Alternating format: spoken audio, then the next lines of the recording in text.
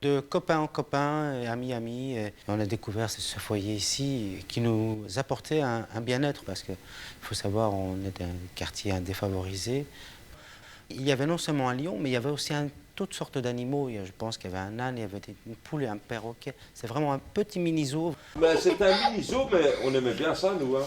Il y avait un lion par terre, c'était sa cage. Et donc, nous, quand on rentrait, on voyait un lion. Il y avait un chien là-bas qui s'appelait Kibira. La roue, elle a toujours existé, la roue. Mais à l'époque, quand je fréquentais le foyer, il tournait et donc on passait notre temps à courir à l'intérieur. Et donc là, un peu de manière humoristique, j'ai voulu faire semblant que je tourne. Ça, c'est le petit souvenir du jour où j'ai reçu les cocottes en papier. On se dit que la beauté sont le charme et la douceur et la délicatesse de l'âme. Oh, c'est beau ça. Et c'est une très belle écriture. Je ne sais pas qui l'a fait. C'est Fadila? Oui, allez. C'est un cadeau que j'ai reçu des femmes du foyer de Dar el Amal. Elles font tout le temps une activité à laquelle elles m'invitent. Et j'ai toujours beaucoup de plaisir à les retrouver. Et alors en général, on lance des ballons avec des messages qui sont écrits par toutes les femmes du foyer. Mais comme aujourd'hui nous sommes quand même dans un monde où nous réfléchissons à la problématique des déchets, etc., le plastique et les ballons, ce n'est plus à la mode. Donc cette année, elles ont travaillé sur des petits oiseaux en papier dans lesquels elles ont écrit leurs petits messages dans toutes les langues qu'elles partagent. Et elles m'ont fait ce petit cadeau et je suis très émue de l'avoir et de le laisser là dans mon bureau. J'ai découvert le foyer en 2002. Je travaillais avant à l'université comme chercheur et je ne me sentais pas vraiment utile. Je voulais faire quelque chose qui était tout près des gens, surtout des gens d'origine étrangère, les étrangers qui étaient dans le besoin. Ben begonnen als EMO-lesgever. Ik moest lesgeven aan de maatschappelijke oriëntatiecursus aan mensen met inburgeraars. Die waren toen nieuwkomers. Heb ik een doelstelling voor lang termijn, korte termijn kan zeggen? Achteraf ben ik ook EMO-coördinator geworden. En dan ben ik als trajectbegeleider gaan werken. Je me souviens des activités qu'on faisait pour les primo-arrivants. Parce qu'on part de l'idée que ces gens ont un bagage extraordinaire. Alors, je devais essayer de les préparer, de développer le talent.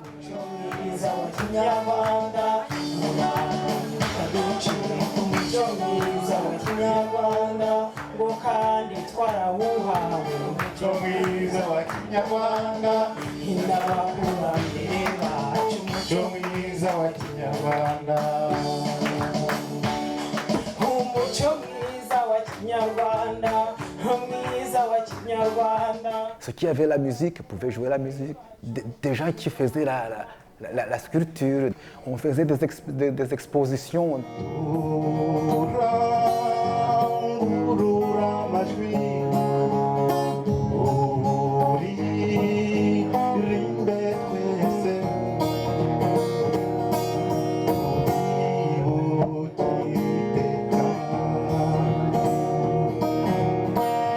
Mungu Dieudonné nzovu y'imilindi hamwe n'urubavu rwawe Yesu w'imbabazi. Mijn moeder is via de foyer dan de papieren gaan halen om ons naar hier te brengen, naar België. En een jaar later waren we dan hier met mijn vader en mijn broer en ikzelf. Dus mijn broer en mijn familie, we zijn allemaal vanuit Colombia.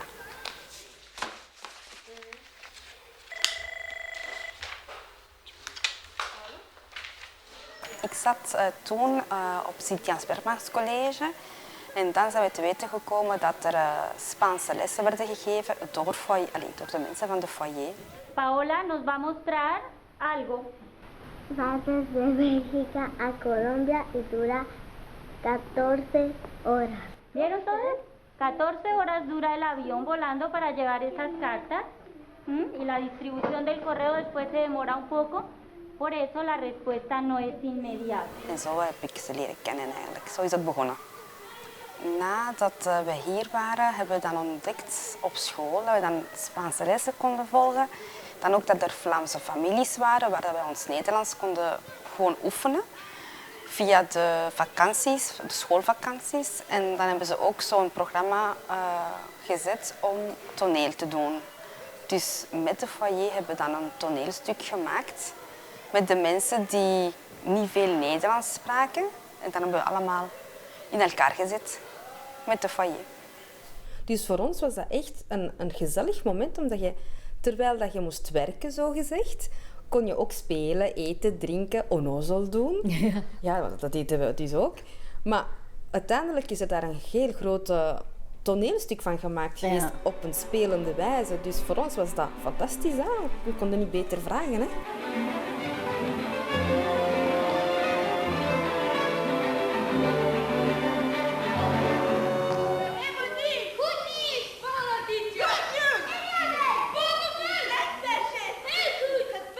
Herinner je jou de eerste tentoonstelling? De eerste acte, ja. Dat was de hele grote, dat was denk ik weet niet waar, maar dat was de hele grote.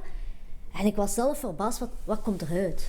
Van, hebben wij dat gedaan? Dat was zo, wow, hebben wij dat gedaan? Omdat de mensen ons zagen en daar was zoveel applaus en zoveel volk aanwezig, dat we dan pas beseften van, we zijn in het echt aan het spelen. Ja. Het is echt gebeurd.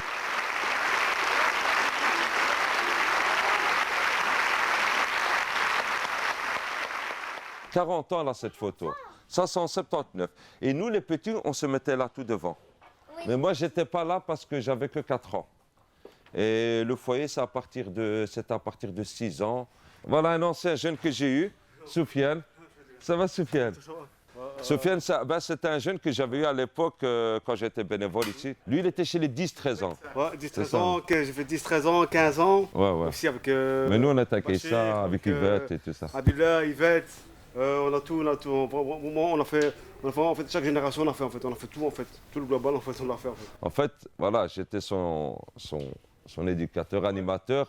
Et maintenant, c'est mon ami, parce que tu as quel âge? 34 ans. 34 ans, j'ai 44 ans. Donc voilà, on a 10 ans de différence. Donc quand j'avais 18 ans, il avait 8 ans.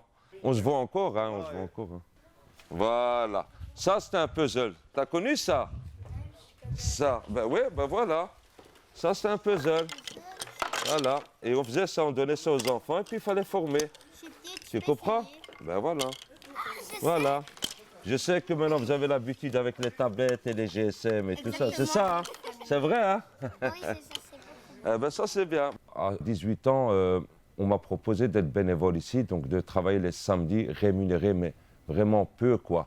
Mais pourquoi j'attache beaucoup de moi au bénévolat? Parce que je venais aussi les autres jours, je venais vraiment aider cette maison de jeunes parce que c'est cette maison de jeunes qui m'a tout donné. Mais en me donnant des clés de porte, j'ai vu la clé de la réussite. Et en fait, maintenant, à 44 ans, j'en ai fait mon métier. Mais je dois beaucoup au foyer et à ce bénévolat qui m'a valorisé. En fait, à 18 ans, on m'a dit « tu es capable ». Et c'est quelque chose qui m'a apporté beaucoup dans mon métier. Et puis à mon adolescence, c'était les soirées couscous qu'on faisait ici. On faisait des sketchs et tout ça. Et donc voilà, Bachir nous a initiés un peu au sketch théâtre. Et c'est quelque chose qui a cassé ma timidité parce que peut-être je vais étonner certains, mais j'étais quelqu'un de très timide à l'époque. Et voilà, en faisant des petits sketchs, des petits rôles et tout ça, ça demande la préparation. Vous faites un sketch à une soirée couscous, il y a 100 personnes qui vous applaudissent et tout ça.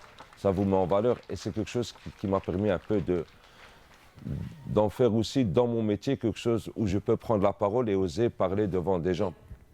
Je voulais toujours trouver un travail administration. J'étais dans une école francophone, il n'y avait pas cette activité. Et j'ai demandé à mes cousins où je peux trouver une école où je peux faire l'administration. Ils m'ont dit tu peux aller dans une école néerlandophone et c'est le foyer. Et je suis allée là-bas et ils ont accepté quand ils ont vu que j'ai eu une motivation pour apprendre le néerlandais. Quand j'ai commencé, j'avais 15 ans et demi, presque 16 ans. Et j'ai resté jusqu'à 18 ans.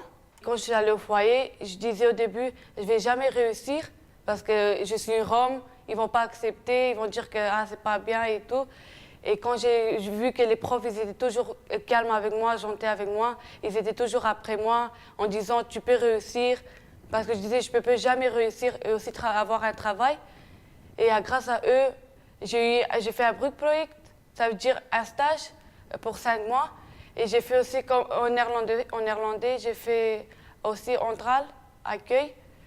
Et après 5 mois, ils ont vu que j'étais motivée. Et ils m'ont trouvé un travail dans une bibliothèque et avec un contrat régulier. Idera, volgende week woensdag is het spelletjesnamiddag, hè? Ja, ja. Dan ga je helpen met Ine? Ja, ja, natuurlijk. En waar gaat het door? Gaat het hier door? Of? Ja, boven, in de derde verdieping. In de zaal? Ja, in de zaal. En wat doe je dan? Ik ga spelen op de kindjes. Ga je spelen met de kindjes of ga je ook spelletjes spelen? Nee, ik ga helpen. Je gaat helpen hoe dat zij spelen. Ja. En binnenkort is het terug op de grote plein, op het gemeenteplein, hè? Ja. Dan moet jij ook helpen. Is dat ook goed voor jou? Ja, okay. Maar dan duurt het wel iets langer. Dan gaat het, nadien moet je terugkomen en dan moet jij komen prikken. Ja. Oké? Oké. Allee, dat is goed. En fait, c'était la première fois que j'arrivais dans un centre de jeunes avec une grande diversité, avec la particularité qu'il y avait beaucoup de néerlandophones et puis surtout d'avoir des gens, des adultes qui se mettaient au service des enfants.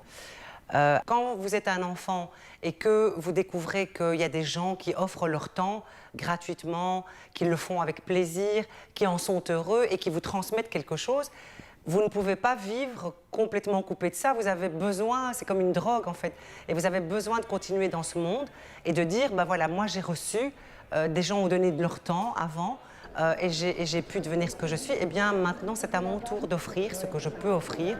Et donc j'ai toujours été bénévole dans plein d'associations jusqu'au moment où je suis devenue ministre, où là j'ai dû démissionner pour ne pas être dans un conflit d'intérêts. Elle peut même vous envoyer une photo par WhatsApp. J'avais grosso modo 8 à 10 ans quand je suis venu au foyer. Et les frais de participation, ce n'était pas énorme. Donc avec notre petit revenu de nos parents, on savait encore se permettre d'avoir une petite éducation autre et culturelle. J'ai fait une chute vertigineuse, j'ai fait un burn-out. J'ai été, après 6 hospitalisations, j'étais en psychiatrie. Je me cherchais un petit peu pendant 1 an, j'ai fait un battement, j'étais dans un centre de santé mentale où on avait des occupations d'ergothérapie. Ça m'occupait vraiment pas tellement bien. Et puis j'ai fait quand même des cours du soir qui m'ont permis de renforcer un peu mon diplôme en tant que menuisier au départ. Et puis j'ai fait l'ébénisterie, de la restauration du meuble. Et puis je suis revenu à l'atelier et je faisais des tas d'activités, de création pour moi-même. Et puis monsieur Jules revient, après l'avoir rencontré une première fois à l'âge de 14 ans. Et on s'est liés d'amitié et je pense que comme lui et moi, la confiance règne entre nous. Et quand il y a quelqu'un qui découvre à peine le métier, on est là pour toujours, évidemment, venir en aide à cette personne. Pour moi, ça m'a permis d'être stable avec ma maladie, puisque je suis psychotique, comme on peut dire, trouble dissociatif, et je me soigne encore aujourd'hui. Ça m'a permis, ce que je n'ai pas trouvé dans un centre de santé mentale de jour, je l'ai trouvé ici. Et on m'a laissé une place donc, dans l'atelier, et puis donc, on est là pour s'entraider aussi, donc c'était vraiment formidable.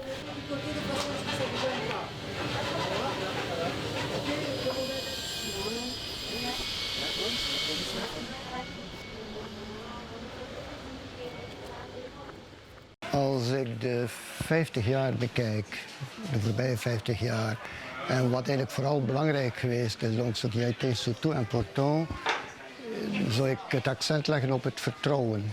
La confiance qu'on peut instaurer entre les gens et, disons, le foyer, et le fait que ça marche toujours bottom-up. Donc l'approche est toujours partant de la base, découvrir ce qui vit vraiment dans une communauté et près des gens, partir aussi de l'idée que tout le monde a quelque chose à offrir. Iedereen is een opportuniteit en het komt erop aan, het beleid doet dat minder. Het beleid denkt in kaders, denkt eraan om in te kaderen. Wat het beleid niet kan doen, is echt de mijn ontginnen. Voor deze reden wij willen blijven naast de mensen en met de mensen en niet spreken over de mensen. Et c'est pour cela pour nous c'est très important d'avoir une connaissance très active et participative de tous les besoins des nouvelles migrations. Car au fond, la force du foyer est toujours détecter les besoins des gens qui arrivent et faire les projets ensemble avec eux. We hebben dus gedaan de projecten met de grote bevolking die waren. In de tijd waren de Marokkaanse, de Turkse. En daarna we hebben de projecten met de Roma, met de Pakistanen. Dus wij zien elke 10 jaar welke zijn de bevolking, die is de meerderheid in Brussel. En wij doen projecten op basis van deze nieuwe elementen. Le musée de l'immigration, Migratiemuseum, est la quintessence de tout cela.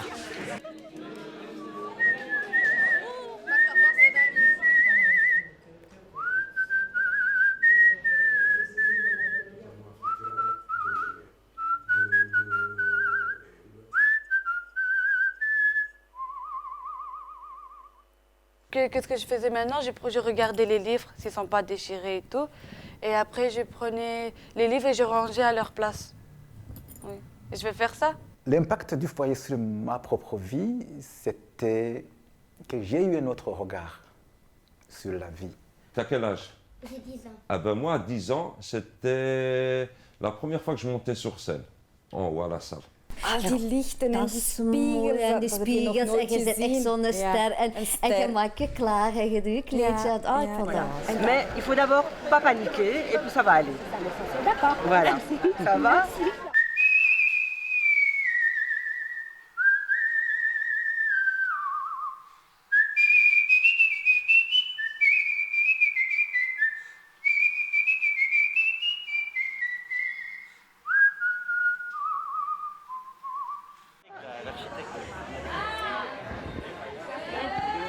Hout